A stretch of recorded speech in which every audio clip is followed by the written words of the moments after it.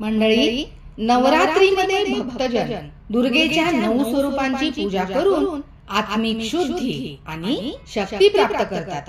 या पवित्र काळामध्ये दुर्गा मातेला प्रसन्न करण्यासाठी अनेक प्रकारच्या वस्तू अर्पण केल्या जातात, ज्यामध्ये फुले, वस्त्र, फळे आणि वेगवेगळ्या प्रकारचा नैवेद्य दुर्गा मातेला दिला जातो। या नैवेद्यामध्ये एक अतिशय सामान्य आणि सर्वसाधारण दिसणारी परंतु गूढ अर्थाने परिपूर्ण वस्तू आहे बत्ताशा। हा चवीने गोड, रंगाने पांढरा आणि आकाराने गोलाकार पदार्थ आहे। हा पदार्थ नवरात्रीमध्ये देवीच्या पूजेच्या ताटात नक्कीच असावा। अनेक भक्त हा पदार्थ पारंपरिक नैवेद्य म्हणून देवीला अर्पण करतात। या बत्ताशामध्ये आध्यात्मिक, ज्योतिषीय आणि तात्विक रहस्य आहे। देवीला हा पदार्थ अत्यंत प्रिय आहे। बत्ताशा चंद्र आणि शुक्र या ग्रहांचे प्रतिनिधित्व करतो, तसेच पंचतत्वाचेही बत्ताशा हा पदार्थ प्रतिनिधित्व करतो। आपल्या नैवेद्याला पूर्णता प्रदान करतो। बत्ताशा जेव्हा देवीला अर्पण करतो तेव्हा संपूर्ण ब्रह्मांड आणि आपल्या पवित्र कामना, इच्छांना श्री समर्पण करतो। देवीला पण समर्पण करत असतो। ज्या वस्तू आपण ईश्वराला अर्पण करत असतो ते केवळ भौतिक पदार्थ नसतात, तर त्या वस्तू आपल्या भावनांचा, कामनांचा आणि आपल्या आध्यात्मिक अवस्थेचे प्रतीक असतात। या दृष्टिकोनाने बत्ताशा अतिशय शक्तिशाली पदार्थ आहे, ज्याचा प्रत्येक गुण एक विशेष आध्यात्मिक संदेश देतो। श्वेत, बत्ताशाचा श्वेत कलर म्हणजे पांढरा रंग सात्विकता आणि पवित्रता, शुद्धता, शांती यांचे प्रतीक आहे। यालाच आध्यात्मिक भाषेमध्ये सत्वगुणाचे प्रतीक असे मानले जाते।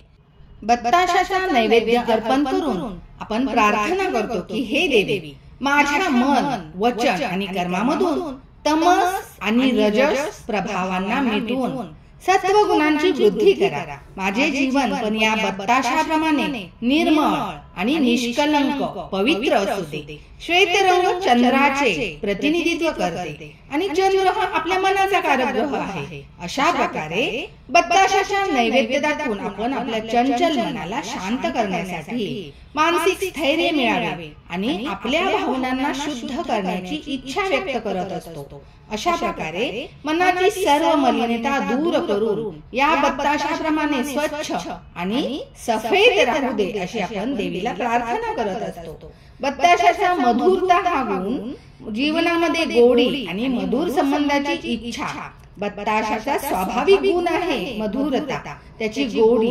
जीवनात मधुरता असणे अतिशय आवश्यक आहे। ही मधुरता केवळ खाण्यापिण्यातच नाही, तर आपल्या वाणीमध्ये, व्यवहारात आणि आपल्या संबंधामध्ये पण असायला हवे। नैवेद्य अर्पण करून आपल्या जीवनातील सर्व बाजूंमध्ये गोडी यावी याची इच्छा आपण व्यक्त करत असतो। बत्ताशाच्या नैवेद्याने जीवनात गोडी, प्रेमाचा रस मिसळून जाऊ दे जीवनामध्ये, हे एक प्रतीकात्मक निवेदन असते देवी समोर।